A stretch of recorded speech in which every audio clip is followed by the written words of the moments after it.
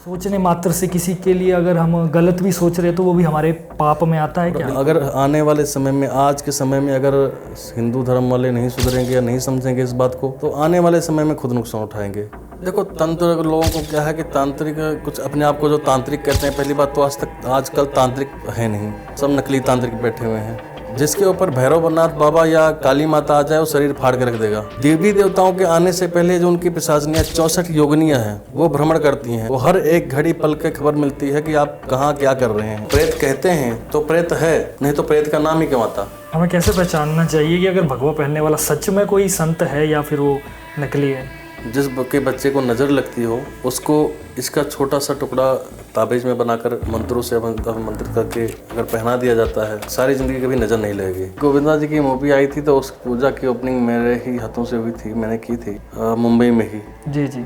शक्ति कपूर जी, राजपाल यादव, गोविंदा जी हो गए, उसकी ओपनिंग मैंने कराई थी। आप नहीं उतरेगी बैठ गई तो ये ध्यान रखना। फेस कैसा था उस समय? उस टाइम तो एक लड़की के फेस था, और जब पीछे बैठ गई तो प्रेत के जैसे कह सकते हो, एक बूढ़ी बुजुर्ग औरत वह बन गई। और जब हमने उतारी, जब हमने उसको दोबारा देखा, उस टाइम फेस उसका अलग था। एक ट्रक इधर से आया और एक ट्रक इधर से आया, दोनों ट्रक के बीच में गाड़ी चिपकाने लगा था। गाड़ी 2 पहियों पे हो गई और कम से कम 600-700 मीटर वो 2 पहियों पे चली ऐसे करके। हाँ, वो लेटे रहते थे, लेटे लेटे उसका गला दब जाता था, उसको गला पकड़ लेता था, बोल नहीं पाते थे। उनके घर में ऐसी तकलीफ थी कि 3 प्रकार की आत्माएं थी उनके घर में, जो कि उसके घर में किसी को सही सलामत रहने नहीं देती। साक्षात इन्हीं आंखों से, खुली आंखों से वो तीनों को देखते थे सामने बैठा हुआ। कुछ भी ना करें, कोई पूजा कराने की जरूरत भी नहीं है। अगर डेली पीपल के जड़ पे मीठा जल चढ़ाते हैं तो भी पितृदोष की कोई दिक्कत नहीं आएगी, पितरों की वैसे खुश रहेंगे।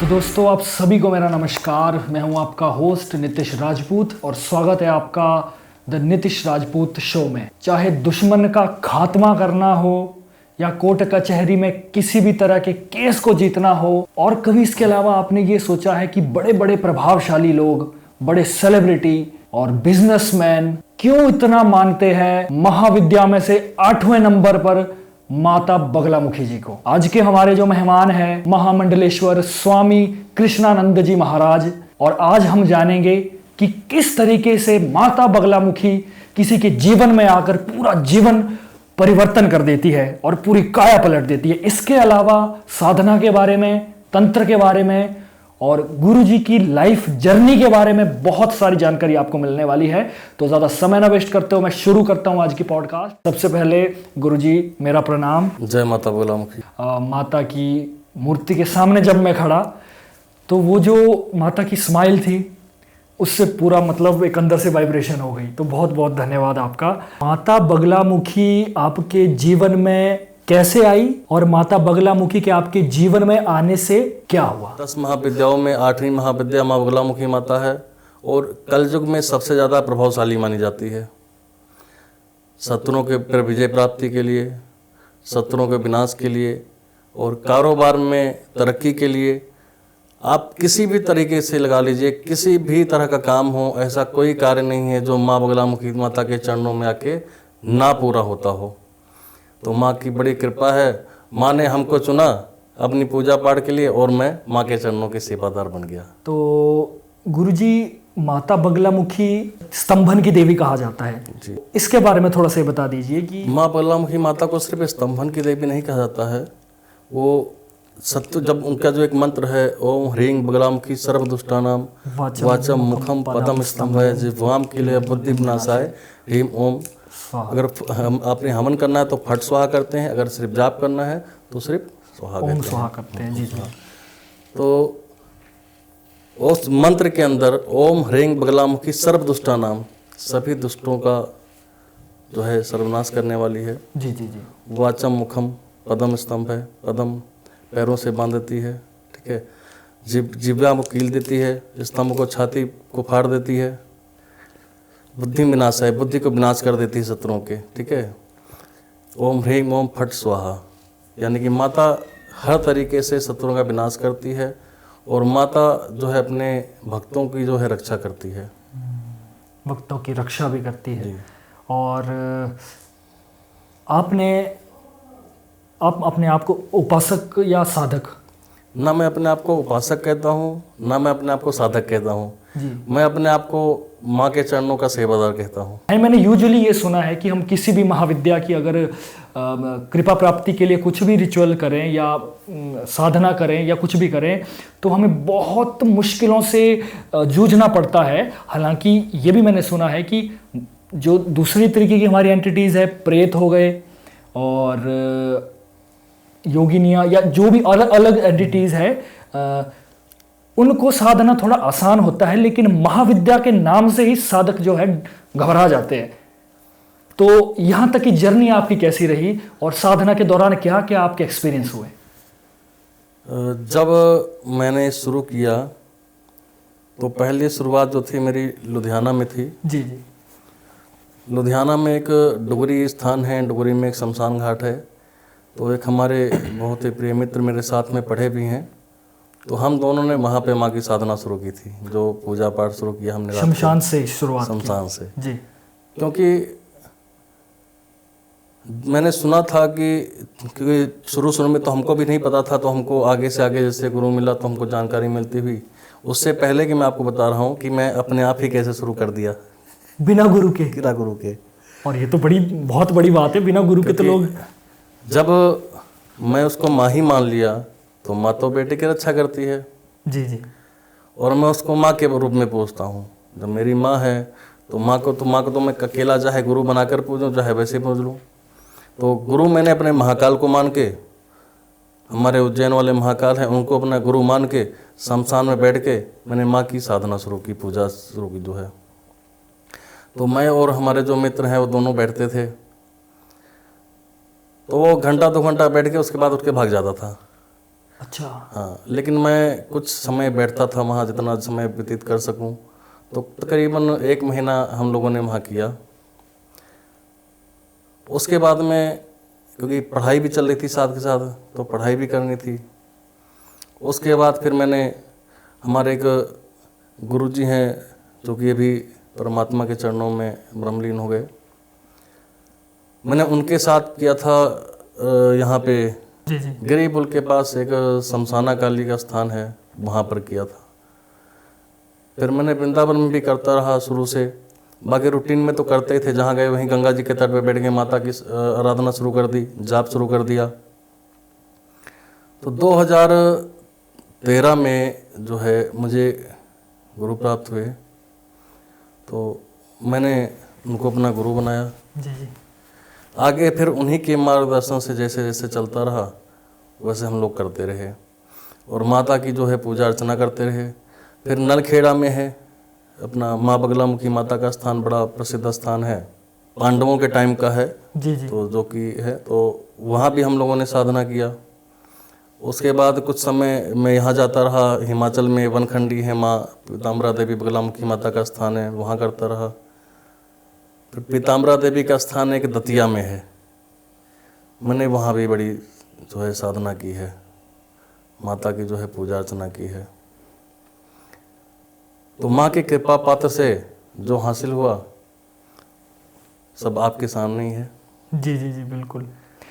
ये हमने सुना है कि जब किसी देवी देवता या महाविद्या की साधना हम शुरू करते हैं, साधना को शुरू करते ही सबसे पहले तो आसपास की जो एंटिटीज़ है वो हमें परेशान करना स्टार्ट कर देती है।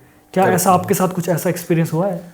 हुआ है, लेकिन क्या होता है जब आपके पास शत्रु कोई आता है तो अगर आप उससे डर गए तो आपका नुकसान पहुंचाएगा।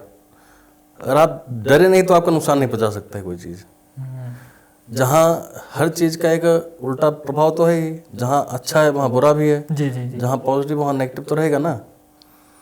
बड़े के साथ छोटा जुड़ा हुआ है, अच्छे के साथ बुरा जुड़ा हुआ है, तो हर जगह है तो नेगेटिव पॉजिटिव है, लेकिन रहता है। लेकिन उसका ट्राइव से निकल के ही आगे हम लोग बढ़ सकते हैं और आगे इसी तरीके से हम लोग आगे बढ़े।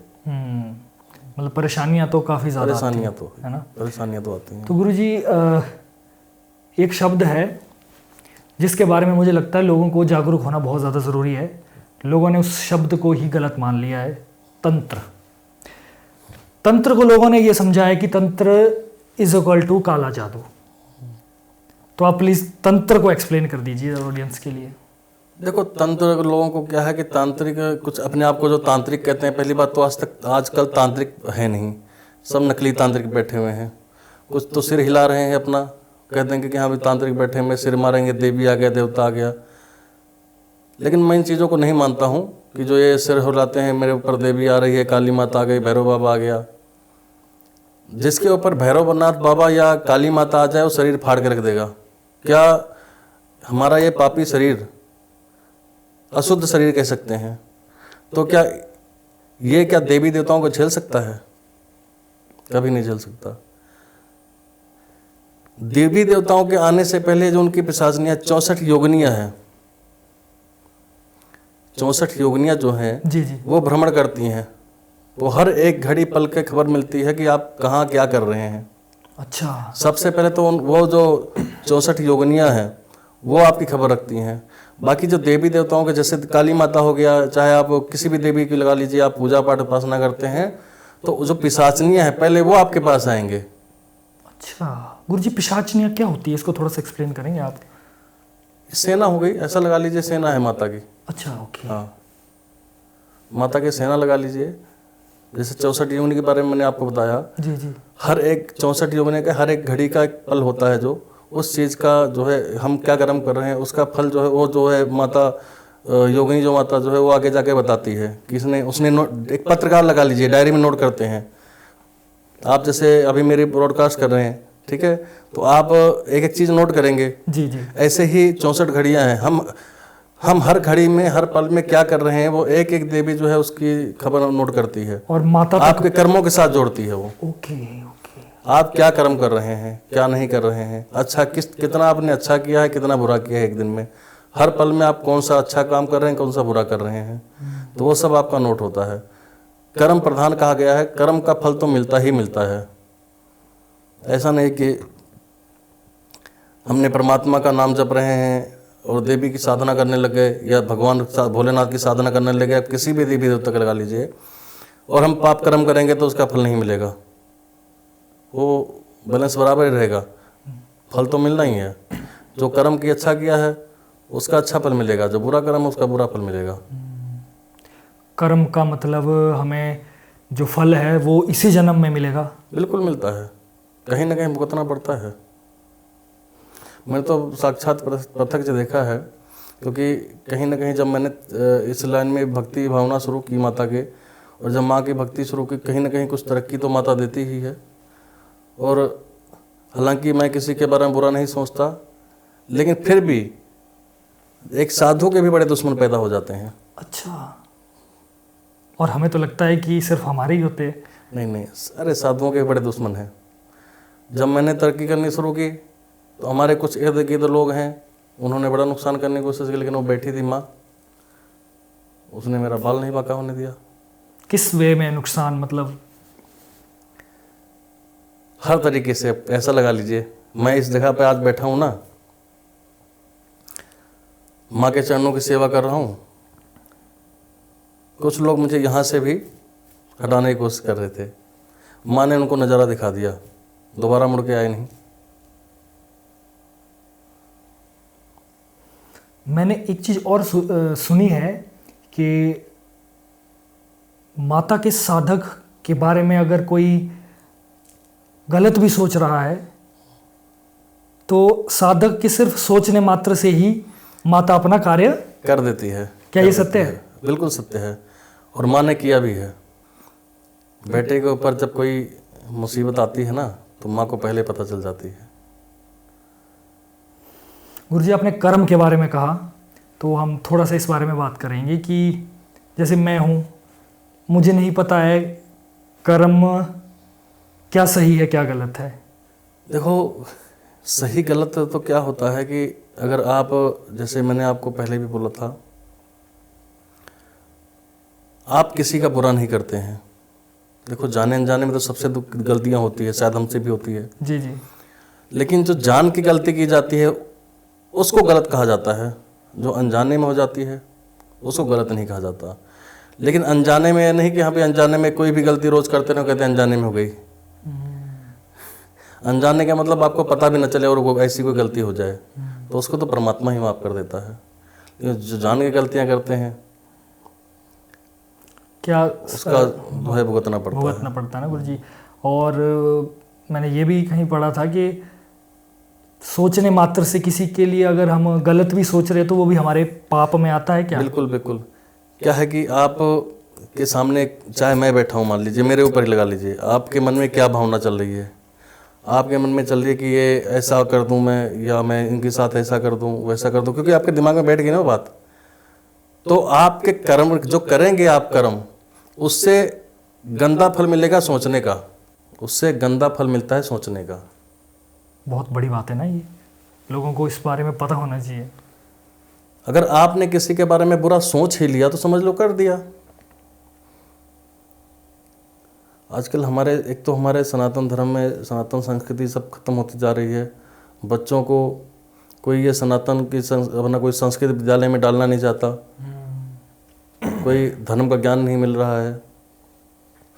मुझे लगता है हर एक शहर में एक संस्कृत विद्यालय होना चाहिए, जहाँ गुरुकुल होना चाहिए, जहाँ बच्चों को अपने धर्म के बारे में पता हो। बिल्कुल सही, इसमें तो मैं 100% एग्री करता हूँ, क्योंकि सनातन धर्म के बारे में बच्चों को पता नहीं है, 1% भी नहीं पता। स्कूलों में क्या है, हम लोग क्या है ज़्यादातर क्या है, बच्चे सभी अपने लगा रहे हैं आजकल क्रिश्चियन स्कूल में। क्यों? क्योंकि वहाँ पढ़ाई अच्छी हो रही है। लेकिन कहीं ना कहीं पढ़ाई अच्छी होने के साथ साथ वो धर्म से भी तोड़ रहे हैं। यह भी हकीकत है। ये हकीकत है गुरुजी, ये हकीकत है। क्योंकि और बहुत सारे स्कूल्स ऐसे हैं, मैं किसी का नाम नहीं लूँगा, जब वहाँ पर जैसे आपने कहा ना कि क्रिश्चियन स्कूल है, ठीक है, माता पिता एक अच्छी फैसिलिटीज़ के लिए भेजते हैं, लेकिन मेरा ये मानना है गुरुजी कि जब कुछ क्रिश्चियन स्कूल्स ऐसे हैं, मैंने खुद देखा है, वहाँ पर वो उनको गायत्री मंत्र तक की आज्ञा नहीं देते हैं। नहीं, वहाँ नहीं, कहीं भी नहीं देते। एक ही जगह नहीं, कहीं भी नहीं देते। लोग क्या है ना कि लोग सिर्फ अच्छे स्कूल देखते हैं, अच्छा वो देखते हैं कि यहाँ पढ़ लें। देखो पढ़ाई ज़रूरी है, पढ़ना लिखना ज़रूरी है, लेकिन कहीं ना कहीं धर्म के साथ भी जुड़े होना ज़रूरी है। क्योंकि आजकल का माहौल आप देख ही रहे हैं भारतवर्ष में। हम दिवाली ठीक से नहीं मना पा रहे हैं। दिवाली के दिन देखे कहाँ कहाँ दंगे मुसलमानों ने कर दिए, कहाँ कहाँ मुसलमानों ने काम खराब किया, दिवाली नहीं मनाने दिया। एक मुंबई की वीडियो मैं देख रहा था, अभी सुबह ही देख रहा था आज, कि वहाँ उन्होंने कुछ फ्लैट वालों ने अपने घर में लड़ियाँ लगाई, पटाखे वगैरह जला रहे थे, तो वहाँ पे उन्होंने जो मुसलमानों ने आके ईंट पत्थर बरसाए। ऐसे ही मैं उस टाइम गोंडा में था, मेरा प्रोग्राम चल रहा था नवरात्रों के बाद दशहरे के टाइम। तो वहाँ पे बहराइच में यात्रा निकल रही थी दुर्गा माता की। वहाँ देखो मुसलमानों ने एक हिंदू को लड़का मार दिया। शिमला में भी पीछे हुआ था। अब लेकिन आप अपने हमारे सनातन धर्म को देखिए कि हिंदू धर्म जो है वो किसी के भी त्यौहार में कोई बाधा डालता है? किसी के त्यौहार में कोई बाधा नहीं डालता। तो ये मुसलमान क्यों डालते हैं? और अगर आने वाले समय में, आज के समय में अगर हिंदू धर्म वाले नहीं सुधरेंगे या नहीं समझेंगे इस बात को, तो आने वाले समय में खुद नुकसान उठाएंगे। क्योंकि आज ये कितने हावी हो रहे हैं, मुसलमान कितने हावी हो रहे हैं कि एक उत्तर प्रदेश में जहाँ एक संतों की सरकार है, जहाँ योगी आदित्यनाथ जो कट्टर हिंदू कह सकते हैं उसको, जी जी, वो एक कट्टर हिंदू नेता हैं और साथ में संत भी हैं, उनके राज में भी ऐसे काम होने लग गए। लेकिन ये बहुत ही बहादुरी वाली बात भी कह सकता हूँ, और योगी आदित्यनाथ जी का मैं बहुत बहुत धन्यवाद भी करता हूँ कि तुरंत उन्होंने एक्शन लिया और इनकाउंटर करवाया उसका, जिन्होंने उस लड़के को मारा था, हिंदू धर्म के लड़के को। तो योगी आदित्यनाथ जी बहुत अच्छा काम भी कर रहे हैं। गुरु जी, मुझे लगता है कि हमारे सनातन में और हिंदू जो लाइफस्टाइल है हमारा, इसमें बड़े सारे ऐसे लूप होल्स है कि हम लोग एकजुट नहीं हो पा रहे हैं। सबसे पहला कारण मुझे ये लगता है कि एक तो जाति व्यवस्था में इतना बिखर चुके हैं कि दूसरी कोई जाति वाले दूसरे धर्म को अपनाने के लिए बहुत आकर्षित हो रहे हैं। क्या ना, जो दूसरा धर्म तो सिर्फ क्रिश्चियन को अपनाने के लिए जो छोटी जो शेड्यूल कास्ट कह सकते हैं उसको, ये लोग ज़्यादा जा रहे हैं उधर, या जो पिछड़ा वर्ग है सिर्फ थोड़े से पैसों की लालच में। अभी हमारे एक महात्मा जी हैं, संत हैं, छत्तीसगढ़ में कथा थी उनकी, उन्होंने बहुत सारे मुस्लिम धर्म को जो है, जो कि मुस्लिम धर्म में चले गए थे या क्रिश्चियन धर्म में चले गए थे, उनको अपने घर वापसी करवाया। कम से कम मेरे ख्याल से 2-3 हज़ार परिवार थे जिनको घर वापसी कराया है उन्होंने। हमारे महात्मा जी हैं वृंदावन से।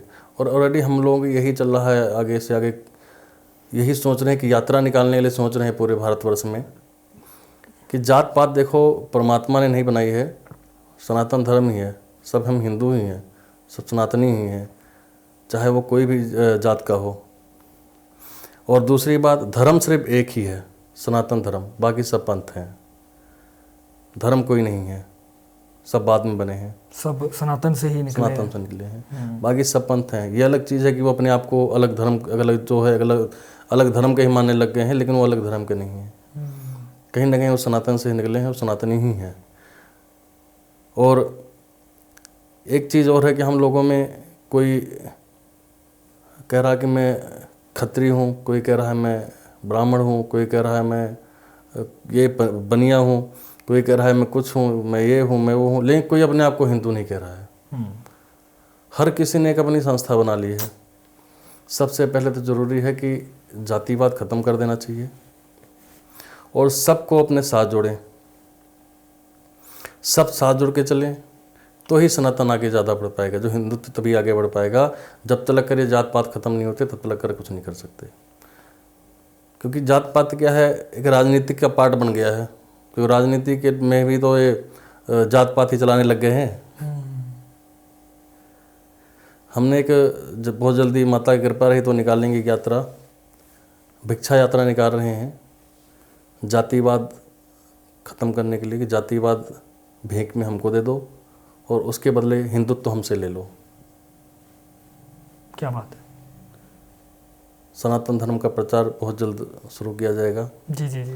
हमारे जो स्थान जिन्होंने बनाया माँ बगलामुखी माता की कृपा से, यह स्थान जिन्होंने बनाया, मैं उनके बारे में बताता हूँ आपको। जी जी जी जी। हमारे प्रवीण जी हैं, उनको माँ ने दर्शन दिया था सपने में से, उनको आभास हुआ था, शायद सपने में दिखा था माँ का दरबार बनने के लिए, तो उन्होंने ये दरबार बनाया था। उन्होंने ये दरबार बनाया तो उन्होंने उसके बाद मेरे को हैंड ओवर कर दिया।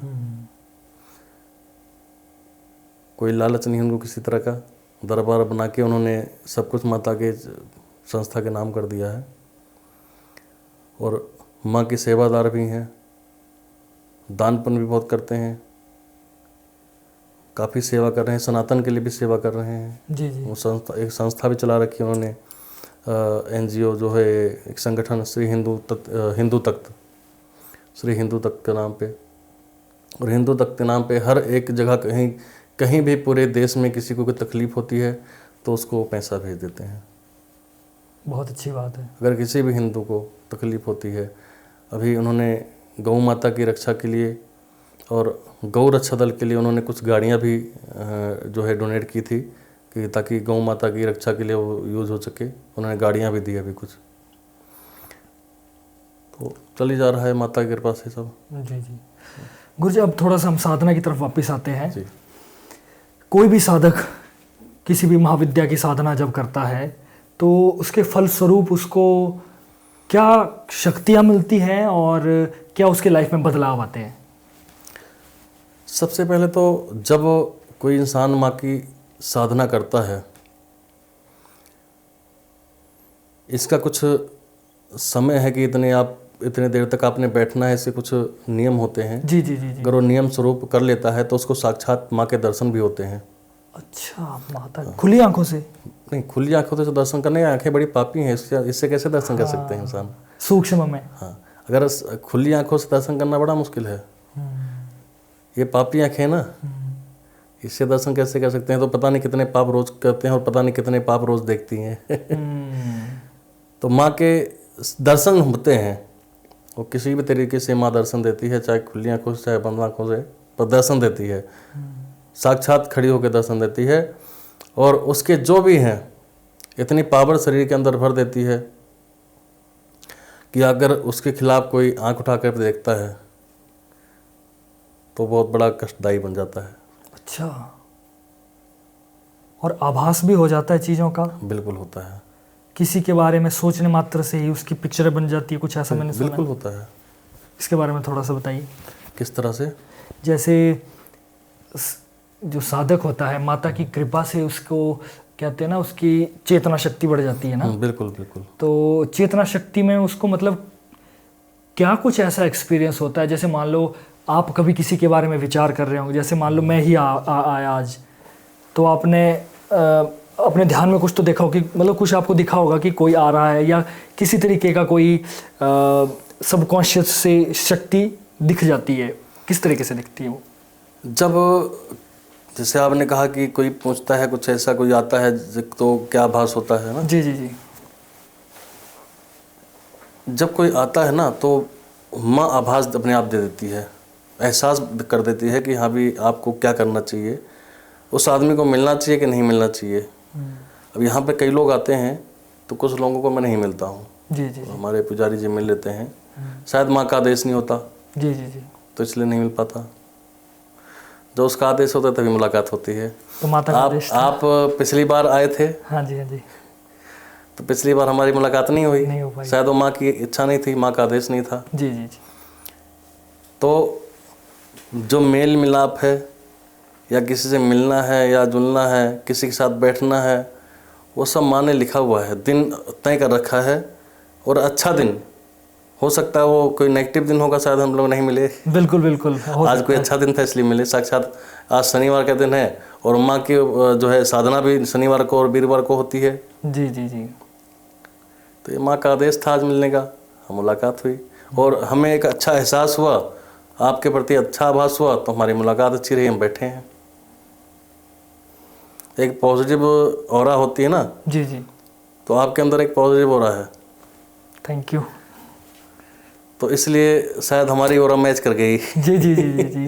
बिल्कुल बिल्कुल। क्योंकि ऑरा क्या होती है, एक वेव जो होते हैं निकलते हैं हर एक शरीर से, चाहे कुछ भी है। आप एक फूल ले लेंगे जी, उसके अंदर भी आप इसके ऊपर बैठे हैं जो सोफे के ऊपर, इस सोफे से भी एक नेगेटिव पॉजिटिव ऑरा छोड़ती है, चाहे वो नेगेटिव छोड़ेगी चाहे पॉजिटिव छोड़ेगी।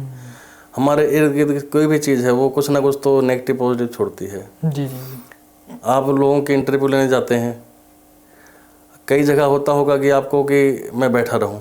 हाँ, कई जगह नींद भी आती है और कई जगह नींद आती है और दिल करता है उड़ के चला जाऊं। बिल्कुल बिल्कुल सही। तो क्या होता है कि आपकी और उसकी ओर मैच नहीं कर रही है। जब तक मैच नहीं करेगी तब तक अगर आप सेटलमेंट नहीं कर पाएंगे ठीक से, बैठ पाएंगे ना उठ पाएंगे। जी जी जी जी। तो ये होती है ओरा, नेगेटिव और पॉजिटिव जो भी ओरा छोड़ती है। तो आपकी ओरा पॉजिटिव है और ये माँ का दरबार है, तो माँ की ओरा तो पूरे विश्व में वैसे ही पॉजिटिव फैला रही है, पॉजिटिविटी। तो इसलिए हम साथ हमारी मुलाकात करके बैठे हुए भी। बिल्कुल बिल्कुल गुरुजी।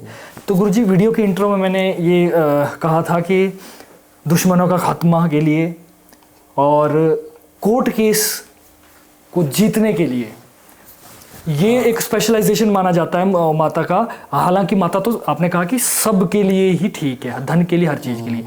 तो बताइए कि जो कोर्ट केस से उलझ रहे हैं और जिनको दुश्मन जिन पर हावी होते हैं, तो वो किस तरीके से माता की कृपा पा सकते हैं? ये माँ बगलामुखी माता के विशेष तौर पे जो पूजा होती है वो इसीलिए होती है कि जो विशेष तौर पे जो पूजा आजकल इस कलयुग में ज़्यादा प्रभाव जो दे रही है मैया, जो लोग कराते हैं बगलामुखी माता को, तो लोग मेन इसीलिए ही कराते हैं जिनका कोर्ट कचहरी का चक्कर होता है, क्योंकि माता को विजय प्राप्ति का वरदान देने वाली कहा गया है। जी जी। तो इस कलयुग में माता बगलामुखी माता विशेष तौर पे पूजनीय है। और जिस पर कोर्ट केस चल रहा हो या जिस पर शत्रु हावी हो, किसी का कारोबार बांध दिया गया हो या किसी प्रकार की कोई भी रुकावटें आ रही हो। जी जी। क्योंकि लोग आजकल किए कराया वाला काम भी बहुत हो रहा है, लोग कुछ ना कुछ कर देते हैं। तो ऐसी किसी के ऊपर भी कोई तकलीफ होती है तो बगलामुखी माता का अनुष्ठान कराता है। बगलामुखी माता का अनुष्ठान कड़वा हवन होता है और मीठा भी होता है। कड़वा और मीठा। कड़वे में कैसे क्या होता है? कड़वे में लाल मिर्चों का यज्ञ करते हैं हम लोग, जो साबुत लाल मिर्चें होता है और नींबू, जी जी जी, उसका यज्ञ करते हैं। और मीठे में तो जो सामग्री होती है वो सारा होता है। मीठे में तो फिर वो घी हो गया, हवन सामग्री, हवन सामग्री, घी तो उसमें भी डलता है, घी उसमें भी डलता हाँ, है। हवन सामग्री हो गया और तेल हो गया, बाकी उसमें अगर तगर हो गया, लोबान हो गया, गोगल हो गया, बहुत सारी चीज़ें हैं जो कि हवन में डलता है। तो कड़वे से क्या रिजल्ट आता है और मीठे से क्या रिजल्ट आता है? जैसे कोर्ट कचहरी के लिए शत्रु पर विजय प्राप्ति के लिए करना है तो कड़वा हम बाद में करते हैं, पहले मीठा ही, क्योंकि पहले मीठा खिला के देवी देवताओं को मनाना है। जी जी जी जी। उसके बाद बगलामुखी माता का शत्रुओं को विनाश करने के लिए करना है। जी जी जी। तो इसलिए पहले मीठा हवन फिर कड़वा हवन किया जाता है। तो शत्रुओं पर विजय प्राप्ति के लिए विशेष तौर पे है, और किसी का किया कराया हो गया कि कोई काम बांध दिया गया है, कोर्ट कचहरी का जो मसला है, इसके लिए विशेष तौर पे ये यज्ञ किया जाता है। और ये कितने समय के लिए किया जाता है ये? जैसे किसी का कोर्ट में केस चल रहा हो, उसको खुद ये करना पड़ेगा ना? हाँ, खुद अगर करना पड़ता है, अगर नहीं करवा सकते देखो क्या होता है, पूजा पाठ 2-3 तरह से होते हैं, तन मन धन से। तन या तो तन और मन अपना लगा लो, या तो धन लगा के क्या होता है किसी ब्राह्मण से करवा सकते हो। ब्राह्मण क्या है, फिर आपसे संकल्प लेगा, वो आपके नाम का अनुष्ठान करेगा, फिर आपके नाम का वो जो है यज्ञ करेगा। तो ये मैंने देखा हुआ है और कई रिजल्ट भी ऐसे बहुत सारे आए हैं, और माँ की कृपा से, माँ का दरबार ऐसा है कि इस दरबार में जो आया है, मुझे नहीं लगता आज तक कोई खाली गया हो। जो तकलीफ उसकी थी ख़त्म होकर गई है। कुछ है आपको याद, कोई किसी का कोई किस्सा ऐसा कि जो कि आया हो और उसको मन चाही जो भी है वो पूरा हुआ? हाँ, अभी मैं लेटेस्ट ही बता देता हूँ। जी जी। हनुमानगढ़ से एक भगत हैं, अगर मैं फ़ोन लगाऊंगा तो शायद बात भी हो जाएगी। अच्छा। हाँ, तो हनुमान जी के भगत अपना वहीं हनुमानगढ़ से हैं। जी जी। तो वो भी बालाजी की पूजा भी करते हैं और माँ की भी पूजा करते हैं। वो उनके घर में ऐसी तकलीफ थी कि 3 प्रकार की आत्माएं थी उनके घर में। अच्छा। जो कि उसके घर में किसी को सही सलामत रहने नहीं देती थी। और जब वो पहली बार मेरे पास आए, उन्होंने आगे किसी ने बताया, किसी का कुछ हुआ होगा ठीक माता के दरबार में आके, तो उन्होंने आगे उनको बताया, तो वो यहाँ पर आए। जी। जो गाड़ी चलाकर लाया, मतलब जिसने गाड़ी चलाकर लाना था, उस चीज़ ने उसको वहीं फंटर कर दिया कि गाड़ी ये चला ही ना पाए। यहाँ पहुँचने के लिए उस चीज़ ने यहाँ पहुँचने नहीं दिया उसको, पहले उसको तो तकलीफ दे दी गाड़ी चलाने वाले को। फिर वो किसी तरीके से कैसे भी कर करके यहाँ तक पहुँचे। यहाँ आए, माता के चरणों में हाजिरी लगी। तो उस टाइम उनका कोई पूजा पाठ अनुष्ठान नहीं किया था, सिर्फ माँ का ही कुछ नाम लेकर के कुछ दिया था उनको। और जब यहाँ से गए वो बिल्कुल ठीक ठाक थे। जी जी।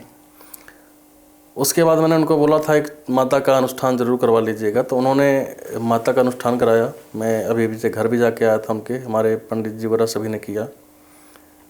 तो आज के समय में वो बिल्कुल ठीक हैं, उनको कोई तकलीफ नहीं है। दिक्कत क्या आती थी उनको वैसे? उनके शरीर को ख़त्म कर देती थी चीज़ें। गला पकड़ लेना, उसके घर में 3 चीज़ें थीं, 3 आत्माएँ थीं। तो क्या होता है, आत्माएँ भी क्या हैं, मैं पहले तो यही बता देता हूँ आपको जी। जब किसी की ऐसी कोई मृत्यु होती है, कोई जल के मर जाता है, एक्सीडेंट में मर जाता है, या आत्महत्या कर लेता है, या डूब के मर जाता है, तो उनकी जब गति नहीं होती है तो भटकते रहते हैं। फिर जब ये जो भटकती आत्माएं हैं, फिर उसके लिए कोई बेटा नहीं है, कोई माँ नहीं है, कोई बाप नहीं है। वो किसी को भी तकलीफ़ दे सकते हैं। वो अपने बेटे को भी तकलीफ़ दे सकते हैं, अपने पोते को भी तकलीफ़ दे सकते हैं, अपने पिता को भी तकलीफ़ दे सकते हैं, अपनी माँ को भी तकलीफ़ दे सकते हैं।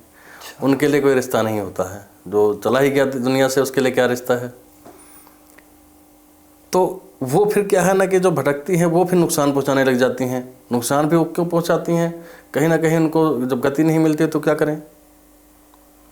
तो उनकी जब गति हो जाती है, गति गिरा दी जाती है, तो ऑटोमेटिक वो सब शांत हो जाते हैं। जब ठीक हो गए तो क्या है, क्योंकि पितृ होते हैं जो हमें पितृदोष के बारे में बता देता हूँ आपको। प्लीज़। पितृदोष क्या होता है, जो हमारे बड़े बुजुर्ग वगैरह होते हैं, जो बड़े बुजुर्ग वगैरह हमारे घर में अगर सुख शांति, सबसे बड़ी बात क्या है, आपको कुछ करने की जरूरत नहीं है।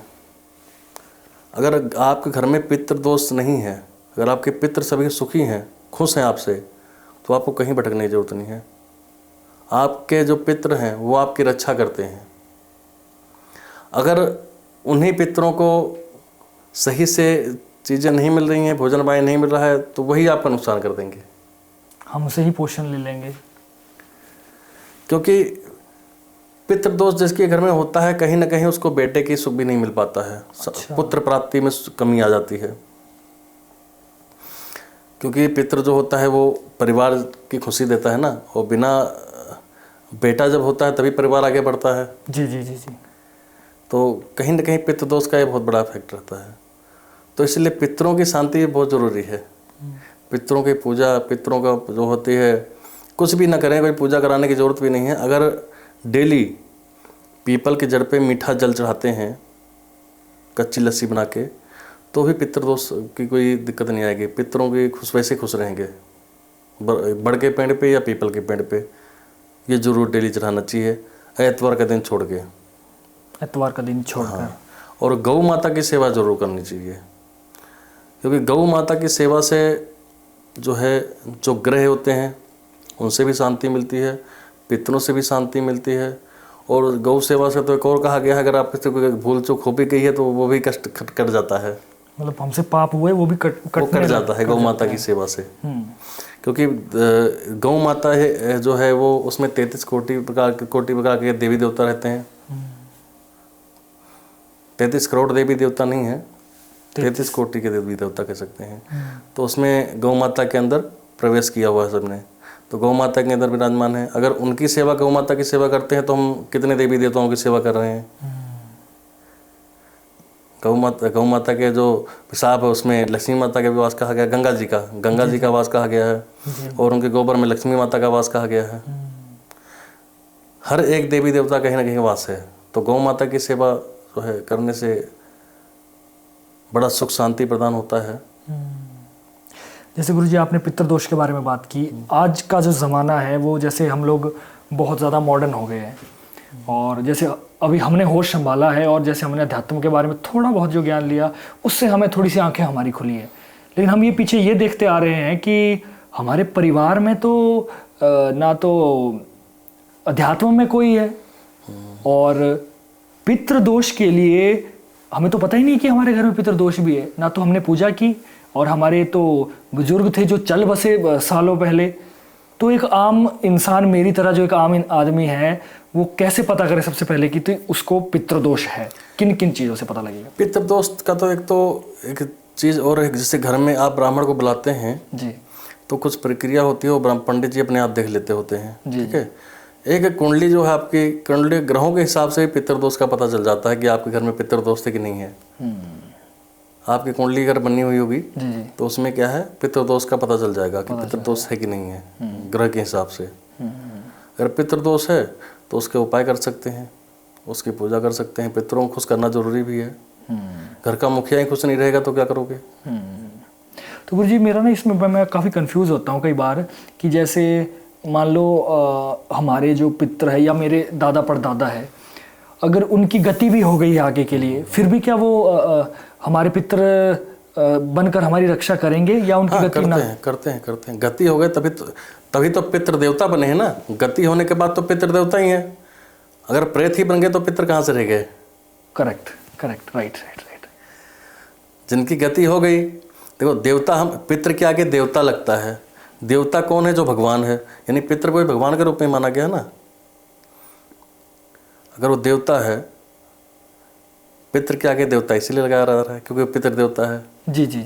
तो जो वो खुश हैं, प्रसन्न हैं, तो अपने बच्चों को, अपने परिवार को सुखी बना के रखते हैं। नहीं तो कुछ ना कुछ उलझनों में डाल के रखते हैं। नहीं तो क्या होता है ना कि किसी के पास आप पूछने चले जाएंगे कि मेरे घर में ये तकलीफ है, तो आजकल बहम में भी वोट डालते हैं लोग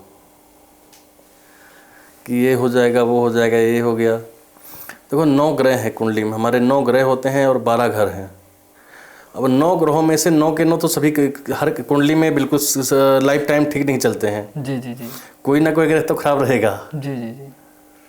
तो ऐसा नहीं कि अगर वो तो कोई ना कोई ग्रह खराब है तो आपकी लाइफ खराब ही चलती रहेगी।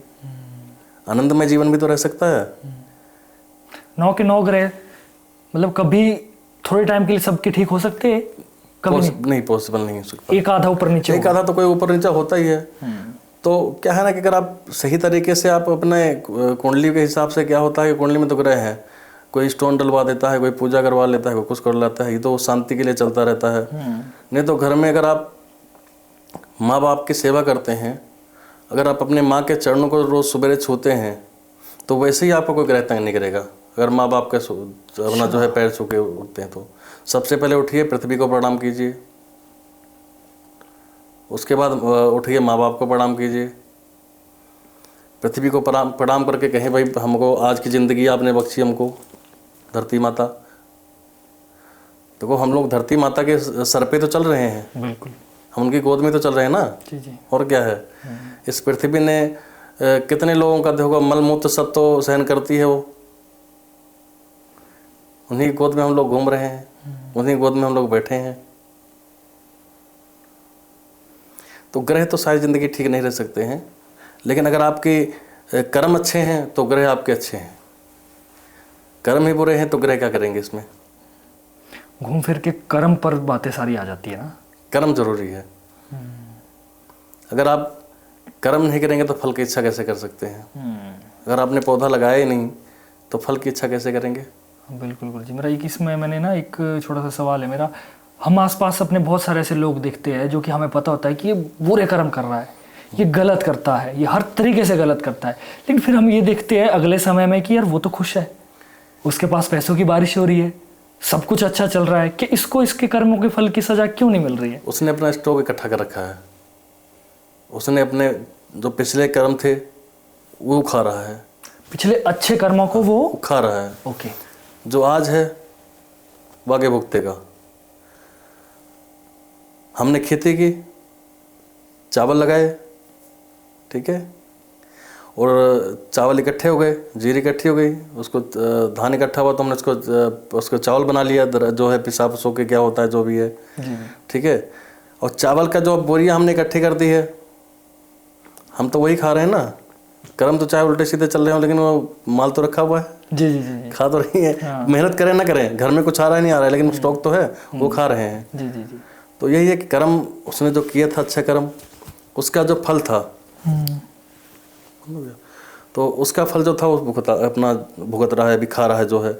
आगे जो करेगा, जो अब कर रहा है उसका आगे भुगतेगा। बुरा कर्म करेगा तो बुरा भुगतेगा, अच्छा करेगा तो अच्छा।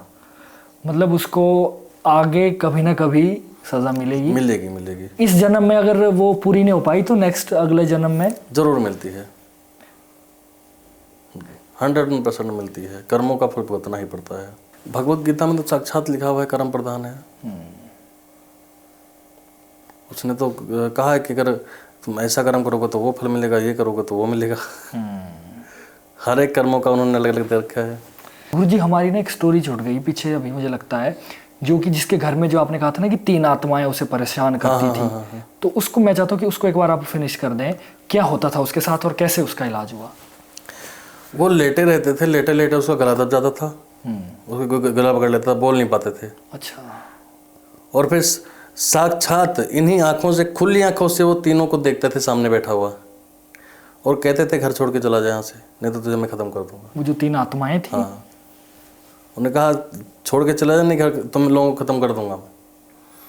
जब भी वो माँ बगलामुखी माता का नाम जपे वो बिल्कुल ठीक हो जाए। और एक बार तो माँ का नाम लेने की कोशिश भी की उन्होंने, लेकिन वो मुझसे नाम ही नहीं लिया गया उससे। इतना तक बांध देती हैं ना चीजें, जकड़ लेती हैं।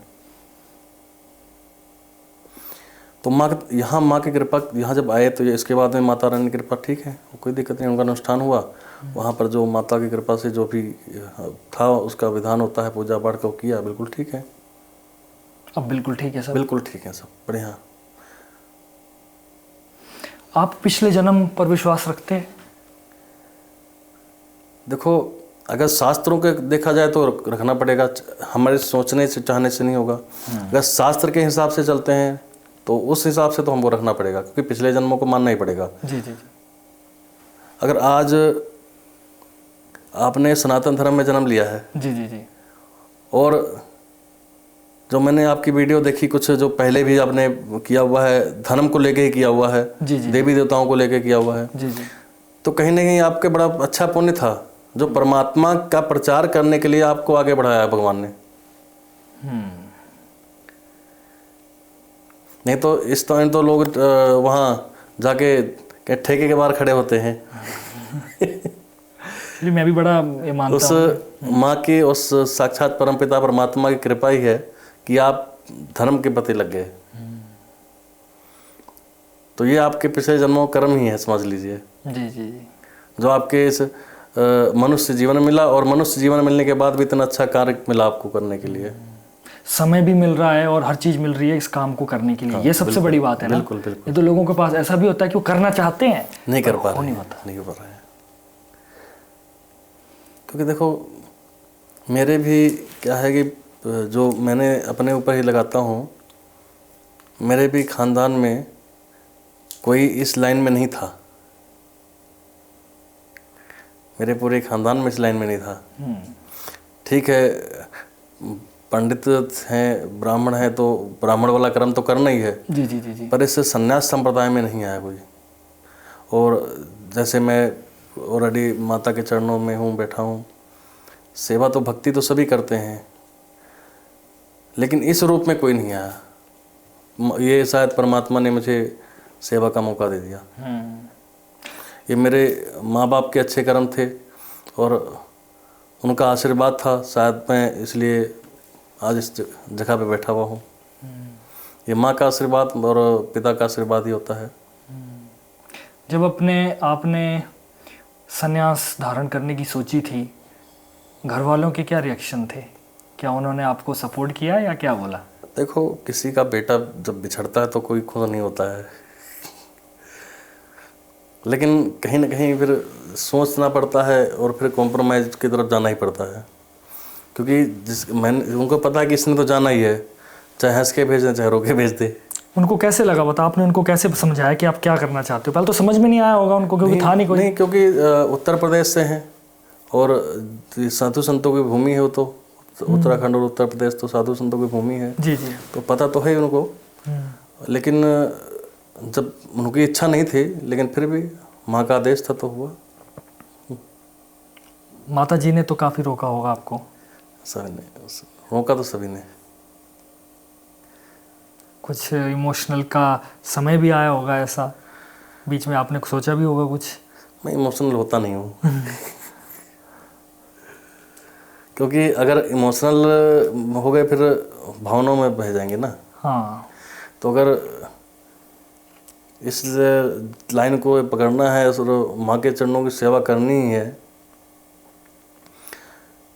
तो अगर कुछ हासिल करना है तो आपको कहीं ना कहीं कॉम्प्रोमाइज़ से दूर भागना पड़ेगा। ये कॉम्प्रोमाइज़ दो तरह के होते हैं, या तो परिवार के साथ कर लो या तो अपने आप के साथ कर लो। अगर अपने आप के साथ करेंगे तो परिवार में घुसना पड़ेगा कि ठीक है, परिवार कह रहा है तो कैसे करें। यही कॉम्प्रोमाइज़ करो, परिवार को छोड़ो, उधर चल पड़ो। तभी जा पाओगे। हाँ। नहीं तो मुश्किल है, नहीं जा सकते। परिवार को आपको छोड़ना पड़ा ताकि आप सबको अपना सकें। बिल्कुल। और अगर मैं वो ना छोड़ता, शायद आप ना मिलते। आज हम तभी बैठे हैं क्योंकि मैं उस जगह पे नहीं हूँ। क्योंकि क्या होता है, एक दायरा होता है ना, चार दीवारी का, तो उस चार दीवारी के दायरे में रह जाता ना, तो आगे नहीं जा सकता था। ठीक है, मैं कुछ और बन जाता, और भी कुछ बन जाता, मैकेनिक बन जाता, कुछ और बन जाता, इंजीनियर बन जाता, कुछ भी हो जाता, लेकिन क्या आपसे मुलाकात होती? या आप जैसे और जो भगत लोग हैं पूरे भारत में भ्रमण करता हूँ उससे मिलते? तो ये परमात्मा ने कहीं, क्या पता कब कहाँ किसके थ्रू किसका भला करना होता है। मैंने आपके बारे में थोड़ा सा और पता किया था तो मुझे एक चीज़ भी सामने आई। आपने बॉलीवुड में बड़े बड़े सुपरस्टार्स की मूवी का जब उद्घाटन होता है या जो स्टार्टिंग होती है, क्या कहते हैं उसे, तो आपने बॉलीवुड की मूवीज़ के लिए भी आपने हवन कराए हैं। और एक बड़े सुपरस्टार है हमारे बॉलीवुड के, शायद आप नाम उनका ले सकते हैं, नहीं ले सकते हैं? जी जी जी, ले सकता हूँ नाम? ले सकते हैं, कोई बात नहीं। हमारे गोविंदा जी। आपने मुझे फोटो दिखाया था। जी, तो गोविंदा जी की कोई मूवी आई थी जिनमें आपने उनका उद्घाटन किया था या क्या किया था? हाँ, एक गोविंदा जी की मूवी आई थी, तो उस पूजा की ओपनिंग मेरे ही हाथों से हुई थी, मैंने की थी मुंबई में ही। जी जी। शक्ति कपूर जी, राजपाल यादव, गोविंदा जी हो गए, और नवराज, युवराज, ये सभी थे उसमें। तो उसकी ओपनिंग मैंने कराई थी। तो गुरुजी वो मतलब इतना आपको बॉलीवुड तक लोग मानते हैं, कुछ तो बात क्या, बहुत कुछ बात रही होगी आप में। मुझ में तो कैसा एक्सपीरियंस था वो? मुझ में तो कोई बात नहीं है, वो तो माँ का आशीर्वाद ही है। और बाकी मैं तो आपकी तरह ही हूँ, एक इंसान ही हूँ। वो माँ की कृपा पात्र है, वो माँ की कृपा ही है जो कि लोग मान सम्मान देते हैं, इज्जत करते हैं, जो बुलाते हैं, सबका प्रेम मिलता है। वो माँ का आशीर्वाद है, माँ की कृपा है। गुरुजी एक आजकल लोग साधना में, जब से हम लोगों ने थोड़ा सा जानना शुरू किया है, तो साधना क्षेत्र में ना लोग बड़ा इंटरेस्ट ले रहे हैं, और बिना गुरु के यूट्यूब से देखकर या कहीं से भी ऑनलाइन दीक्षाएं चल रही है, बहुत 3100 4500 की दीक्षाएं भी मिल रही है आजकल ऑनलाइन। तो गुरुजी क्या आपको लगता है कि ये जो ऑनलाइन यूट्यूब के माध्यम से साधना करना, चलो पढ़ाई तक तो ठीक है, किसी चीज़ के बारे में हम लोग पढ़ रहे हैं, लेकिन क्या साधना करना और इतना एक बड़ा काम है ये, इसको यूट्यूब के माध्यम से या किसी इंटरनेट के माध्यम से करना क्या सही है या नहीं? मुझे लगता है कि सही नहीं है, क्योंकि ऑनलाइन पढ़ाई तो ठीक है, ये ऑनलाइन जो ये तंत्र विद्या, ये पॉसिबल नहीं है कि आप, ठीक है, उसके बारे में जानकारी ले सकते हो, आप ऑनलाइन जानकारी ले सकते हो, लेकिन ऑनलाइन आप साधना कैसे करोगे? अगर आपके ऊपर कोई तकलीफ आती है तो गुरु आपको बचाता है ना। अगर आप साधना कर रहे हैं कोई, तो आपके ऊपर कोई मुसीबत आ गई तो गुरु आपको बचाएगा, क्योंकि गुरु बैक में खड़ा हुआ है। बैकअप होता है ना, आप कैमरा लगाते हो, एक लगाते हो, एक दूसरा बैकअप के लिए। जी जी जी जी जी। तो ऐसे गुरु होता है बैकअप के लिए। अगर हम पे कोई तकलीफ आ जाए तो गुरु रोकता है उसको, कष्ट से हमें बचाता है गुरु। लेकिन ऑनलाइन करने से फिर मुझे नहीं लगता कि ठीक है, क्योंकि कोई तकलीफ आ गई तो बचाने वाला कौन होगा? क्योंकि भी हो सकती है। बिल्कुल, कुछ भी हो सकता है। अगर आप जिस चीज़ के बारे में जानकारी नहीं है उसमें घुसोगे तो कहीं ना कहीं नुकसान तो होगा ना। जी जी जी। गुरुजी प्रेत क्या होते हैं? प्रेत वही मैंने आपको बताया ना, जो ये अकस्मात मृत्यु हो जाती है, एक्सीडेंट से हो जाती है, आत्महत्या कर लेते हैं, डूब के मर जाते हैं, जल के, जिनको जला के मार दिया जाता है, जल के मर जाते हैं, ये सब प्रेत ही योनि में जाते हैं। अगर उनकी जो है जब तक क्रियाएं करके गति नहीं हो जाती तब तक। अगर मान लो कोई क्रिया करने वाला बचा ही नहीं होगा फिर तो भी हो जाती है गति, ऐसा नहीं है। समय आने पर? एक नहीं, अभी समय आने पर नहीं होती है, करना ही पड़ता है। कालका में हुआ था, किसी की प्रॉब्लम हुई थी, जल के, मतलब जला के ही मार दिया गया था, कुछ जल के पता नहीं मर गई थी, जो भी थी। तो उसमें थोड़ी उनको परिवार में दिक्कत दी थी उन्होंने, तो उसकी गति कराई थी, फिर हमने पूजा पाठ करके कुछ। आपने किया था, उनकी गति कराई थी? कराई थी। मतलब गति कराना ज़रूरी है। जैसे मान लो फॉर एग्जांपल कोई 20 साल का कोई इंसान है, जैसे अभी मेरा एक महीने पहले की बात है, मैं नाम लेके मैं वो नहीं करूँगा ज़्यादा। मेरा एक दोस्त है, उसने अभी 1 महीने पहले की बात है, वो काफ़ी अच्छी फैमिली से था, सब कुछ था, सरकारी नौकरी थी। तो अब क्या कह सकते, कभी कुछ ऐसा हो गया उसके दिमाग में, तो पीछे उसके बच्चे भी थे, मतलब उसकी वाइफ प्रेग्नेंट थी, पेट में 2-3 महीने का बच्चा था। तो गुरुजी वो लगा दी उसने। तो इस केस में क्या होता है, या वो आगे गति हो जाती है उसकी, या वो कब तक फिर प्रेत योनि में रहती है वो चीज़? देखो, प्रेत योनि में तब तक रहेगा जब तक करके उसकी गति नहीं होगी, उसकी गति तो करानी ही पड़ेगी। दूसरा, आजकल मैं देख रहा हूँ, जैसे आपने बताया कि 20 साल का था, कर ली, 20 थोड़ा सरकारी नौकरी थी, जो भी है ना, ऐसे बहुत सारे केसेस देख रहा हूँ जो की तरफ जा रहे हैं। होता क्या एक्चुअली, जैसे कि कोई किसी ने कर दिया, वो तो सोचता है कि मैंने इस जिंदगी से तो मैंने मुक्ति पाके मैं आगे बढ़ गया, बट एक्चुअल में क्या होता है?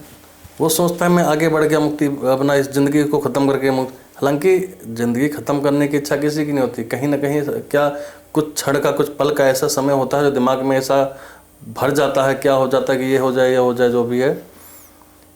लेकिन क्या करना, तो ये तो बड़ा ही गलत है, क्योंकि आत्महत्या करने का मतलब क्या है कि आपको जो परमात्मा ने ज़िंदगी दी है उससे पहले अपने आप को ख़त्म करना। सांसें लिखी हुई है, लेकिन उन सांसों को आप ख़त्म कर रहे हैं, किस तरह से ख़त्म कर रहे हैं आप? परमात्मा के नियम के खिलाफ, उनका उन्होंने जो पहला बनाया है सिस्टम, उसके खिलाफ जा रहे हो। भगवान के जो बनाए हुए वसूलों के खिलाफ जा रहे हैं। और क्या है कि छोटी छोटी चीज़ों को लेकर करने लग गए हैं। अभी जैसे आपने बताया, अभी मैंने एक दिल्ली का भी एक केस आया था, एक वो स्टूडेंट था और डॉक्टरी कर रहा था, MBBS कर रहा था शायद। वहाँ उसने कॉलेज में ही आत्महत्या कर ली। और कारण क्या था, जो पता लगा कि हाँ यहाँ पर मतलब पढ़ाई की वजह से थोड़ी सी दिक्कत आ रही है, और शायद कुछ ऐसा था कि कुछ शायद वो रिपोर्ट कार्ड को लेके था कुछ, यानी कि कितनी की बड़ी बात थी वो, लेकिन उस बात को लेके उस बच्चे ने आत्महत्या कर ली। ये भी लेटेस्ट की बात है, 8-10 दिन पहले की। तो अगर बाकी जो ज़िंदगी मान लो वो अगर 20-25 साल का है और उसकी लाइफ 80 साल लिखी है, तो जो 80 साल तक उसको वैसे ही रहना पड़ेगा? नहीं, गति कराया जाए तो ठीक रहेगा। ऐसा रहिए, उसको योनि, जो प्रेत योनि है उससे बचाया जा सकता है, जो कर्म करके पूजा पाठ करके बचाया जा सकता है। जो लोग हमारे जैसे अंधविश्वास समझते हैं कि कहते ये ना तो भूत है, ना तो प्रेत है, ना तो भगवान भी नहीं है, सब कुछ है, हम है, ये ऑटोमेटिक सिस्टम चला हुआ है, और हमको जैसे हम बातें करते हैं, हमको ऐसा कमेंट भी कई बार आ जाते, कुछ एक बहुत ज़्यादा नहीं, 100 में से 1-2 तो विद्वान ऐसे आ ही जाते हैं कि आप लोग तो अंधविश्वास फैला रहे हो, प्रैक्टिकल जियो, विज्ञान से सीखो। तो उस बारे में आप क्या कहना चाहते हैं? विज्ञान को तो बहुत सारी चीज़ें फेल कर चुकी हैं। हिमाचल में ज्वाला जी का स्थान लगा लीजिए। जी जी जी। साइंटिस्टों ने तो बड़ी कोशिश कर ली ना कि वहाँ कैसे आ रही है जोत, कहाँ से निकल रही है, कैसे आ रही है, क्या कुछ कर पाए? तो जो परमात्मा ने जो बनाया है वो तो है। अगर हम प्रेत कहते हैं तो प्रेत है, नहीं तो प्रेत का नाम ही क्यों आता? अगर हम पितृ कहते हैं तो पितृ है, नहीं तो उसका नाम कहाँ से आता? यानी कि जो चीज़ दुनिया में है हम उसी का नाम लेते हैं ना। जी जी जी। नहीं तो दूसरी चीज़ों का आपको कैसे पता होगा क्या चीज़ है? तो कहीं ना कहीं अंधविश्वास करने वालों को भी मानना पड़ेगा, और मानते हैं, ऐसा नहीं है, जब खुद पर पड़ती है तब मानते हैं। मैंने ऐसे लोग भी देखे हैं। अच्छा, बताइए प्लीज़, कैसा कुछ किस्सा है अगर आपके पास तो? क्योंकि कुछ लोग मेरे पास आते हैं ऐसे कि ये तब कुछ नहीं होता, ग्रह चाल कुछ नहीं होता, ऐसा नहीं होता, वैसा नहीं होता। और जब घर में कोई ऐसी अनहोनी हो जाती है तब भागते आते हैं कि बाबा जी ये हो गया। क्या होता है ना कि बिगड़े हुए चीज़ों को सुधारना बड़ा मुश्किल हो जाता है। जब बिगड़ रही हो चीज़ें उस टाइम संभाल लो तो बेटर है। कहते ना, बीमारी कोई भी होता है, शारीरिक हो चाहे दिमाग का हो, जब स्टार्टिंग होती है तो बीमारी ठीक किया जा सकता है। जब बीमारी बढ़ गई और बहुत आगे बढ़ चुकी है, बीमारी शरीर के अंदर फैल चुकी है, तो उसको कैसे ठीक करोगे? तो कहीं ना कहीं डॉक्टर भी जवाब दे जाता है कि सॉरी, नहीं कर सकता कुछ। तो ये ऐसे ही ये एक बीमारी है। बाकी बहम वाली बात जहाँ तक है, बहम से तो मैं भी कहता हूँ दूर रहो, क्योंकि लेकिन सच्चाई पर विश्वास करो, जो सच है उसको मानो, बहमों से दूर रहो। जैसे कुछ लोग आजकल वो काफ़ी ऐड देखता हूँ, मैं भी यूट्यूब चलाता हूँ तो उसमें काफ़ी ऐड आ रही होती है, फलाने खान, ये खान, वो खान, वशीकरण कर देंगे, शोषण से छुटकारा, फलाना धिमकाना, ये सब फ्रॉड हैं। इन लोगों से बच के रहो। वशीकरण, हाँ, तंत्र कार्ड, कुछ बाबा। तो अगर वशीकरण करना ही है तो भाई मैं कहता हूँ मेरे लिए कर दो, मोदी जी का कर दो। मैं कहता हूँ मेरे लिए राष्ट्रपति का कर दो, करके दिखाओ। सिर्फ वशीकरण नहीं है, छोटे मोटे वशी आम जनता का ही कर सकते हो। वशीकरण का तब पता चलेगा ना, आप वशीकरण करो कि प्रधानमंत्री जी यहाँ पर आ जाएं। सच्चाई है। जी जी। इतना तो तो ये सब, ये इसको आप कह सकते हो कि हाँ, लोगों को वहमों में डालना, अंदर ये अंधविश्वास। वशीकरण होता है, लेकिन उसकी कुछ प्रक्रियाएं हैं जो कि गुप्त हैं, उसको ओपन नहीं किया जा सकता। एक किस्सा गुरुजी, कुछ गुप्त विद्याएं होती हैं, जैसे बगलामुखी माता है। 10 महाविद्याएं जितनी भी लगा लीजिए आप, काली माता से लेकर के कामाख्या माता, बगलामुखी माता, तारा देवी, चाहे वो आप धूमावती माता लगा लीजिए, ये 10 जो महाविद्याएं हैं, 10 के 10 ये गुप्त विद्याएं हैं। इसको तो ओपन कर ही नहीं सकते, इसको गुप्त विद्या कहा गया ना। जब उसको जनता के सामने ला के रख दे, गुप्त विद्या कहाँ से रह गई? और इसीलिए तो इसकी जो पूजा होता है, अनुष्ठान होता है, इसको चुपचाप कराया जाता है, लोगों में, जनता में बता के इकट्ठा करके नहीं चलाया जाता। चुपचाप आओ, करा के चले जाओ। क्योंकि ये बगलामुखी माता का अनुष्ठान भी गुप्त विद्या में ही आता है, और ये एक गुप्त विद्या है। और जैसे ये वशीकरण हो गया, चाहे वो मोहित करने वाला हो गया, सब गुप्त ही हैं।